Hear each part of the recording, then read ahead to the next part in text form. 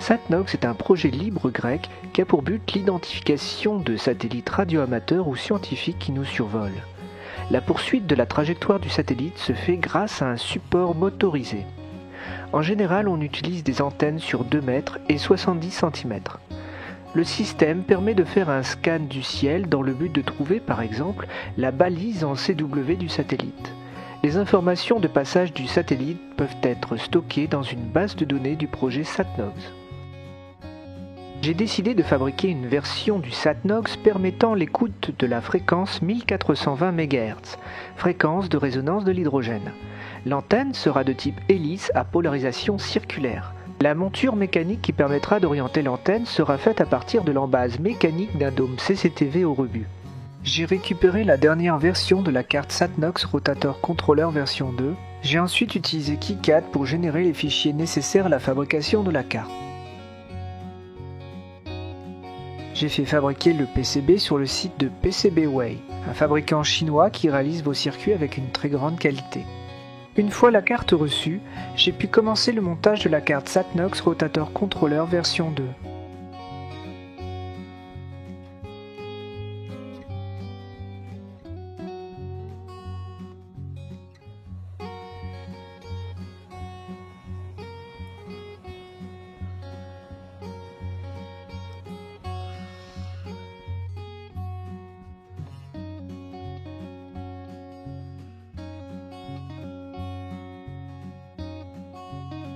La carte SatNox Rotator Controller version 2 est terminée, alimentée et fonctionne actuellement avec le programme Blink sur l'Arduino Pro Mini. Je vais pouvoir charger le véritable programme afin de commencer mes essais avec la carte. Téléchargeons sur Google le logiciel embarqué de notre carte en tapant dans Google SatNox Rotator Controllers Software.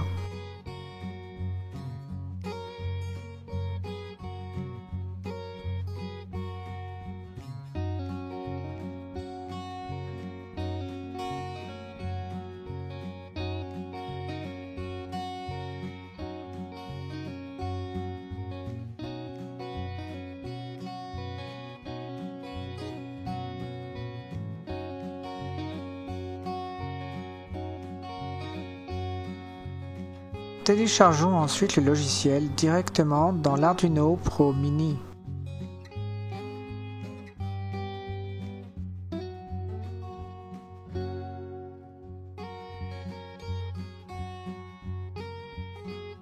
SatNox Rotator Controller répond au protocole de communication EasyCom 3. Il permet le contrôle du dôme à travers des commandes spécifiques.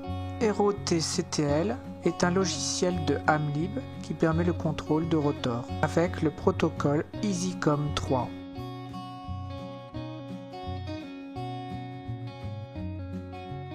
Il est temps d'utiliser notre dôme de CCTV pour l'adapter à notre application.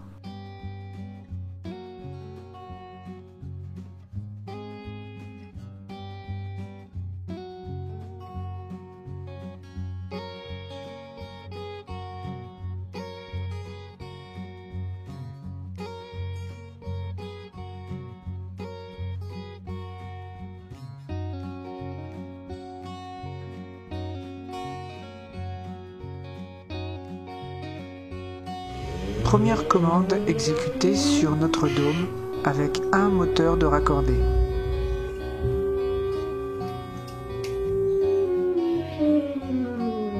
Il semble y avoir un problème sur les commandes RS485. Programme autonome de test intensif d'Axel Stepper pour valider le fonctionnement de la carte.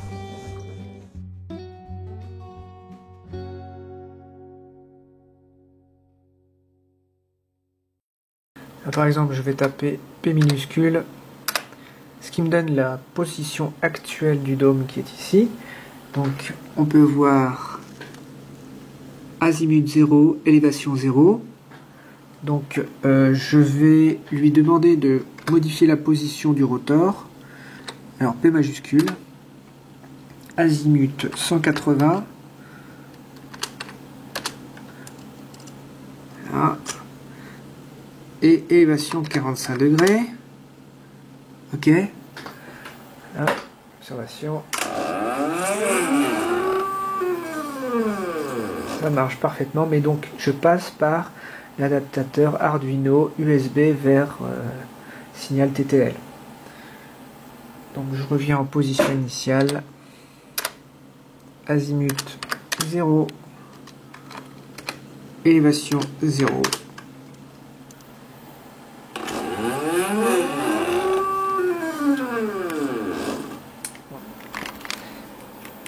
J'ai donc ajouté la carte RS485 externe qui permet la communication. J'ai donc prouvé que le driver intégré de la carte est en panne en branchant cette carte extérieure. Donc je vais prouver ici. Donc AZ2L. Là ça fonctionne, ok. AZ 45.0, élévation 45.0, ok. Donc, liaison en RS485. Ok, donc VE, ça marche. AZ 00, élévation 00.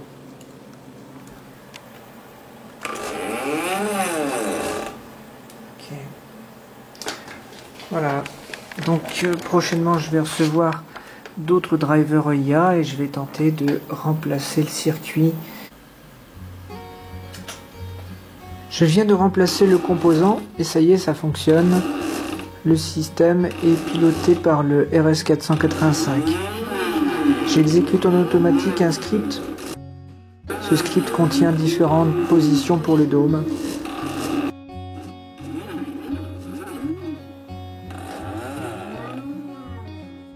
Les câbles des moteurs sont désormais protégés par une gaine.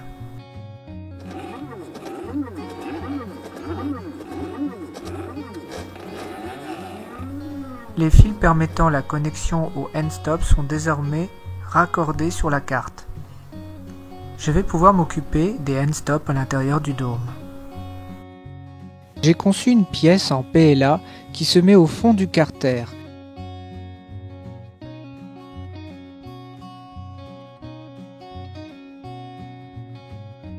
Ce support va accueillir un circuit imprimé sur lequel j'ai mis un capteur ILS. Un aimant permanent est fixé sur une petite équerre au niveau du centre de l'axe du dôme. Lorsque le capteur ILS passera devant le champ de l'aimant, les lamelles internes du capteur se fermeront.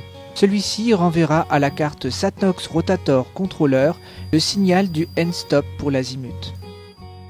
Le dôme dispose d'un optocoupleur pour le end-stop en élévation. L'analyse rapide de la carte me donne son câblage. J'ai câblé l'optocoupleur existant en reprenant le câblage du end-stop du projet Satnox, à l'exception de la LED.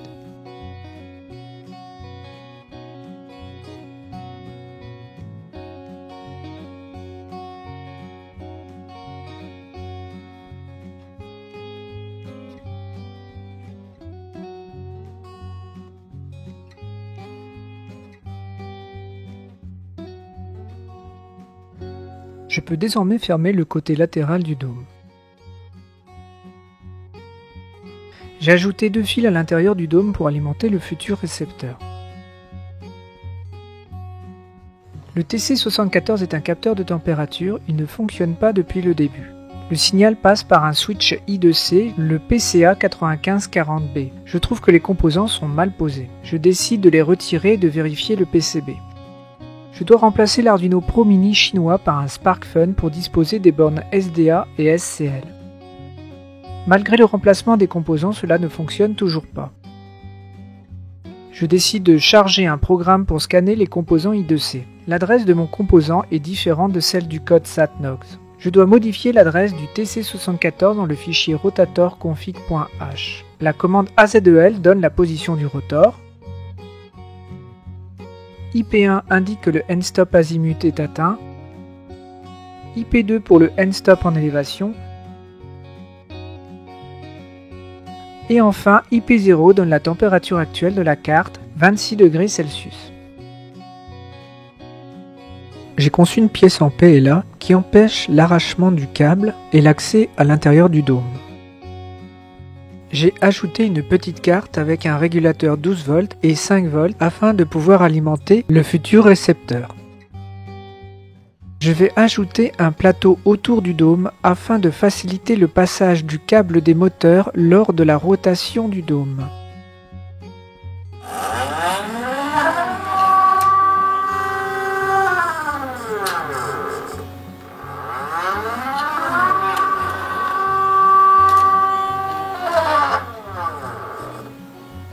En dessous de la trappe en PLA, j'ai ajouté une plaque en aluminium qui permet de donner un angle suffisant au câble pour empêcher tout contact avec le plateau.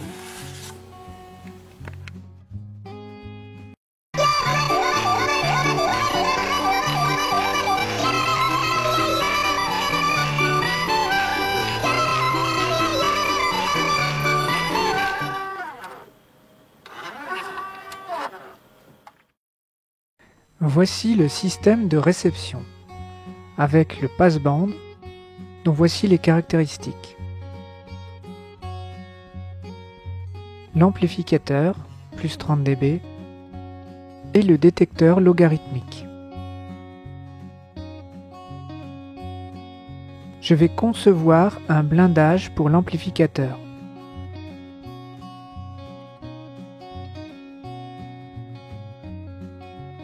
Le blindage est terminé.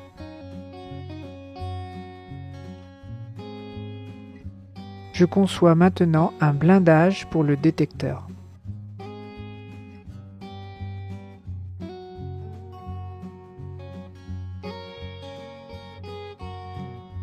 Voici l'ensemble de la chaîne de réception avec le passband, le LNA et le détecteur logarithmique.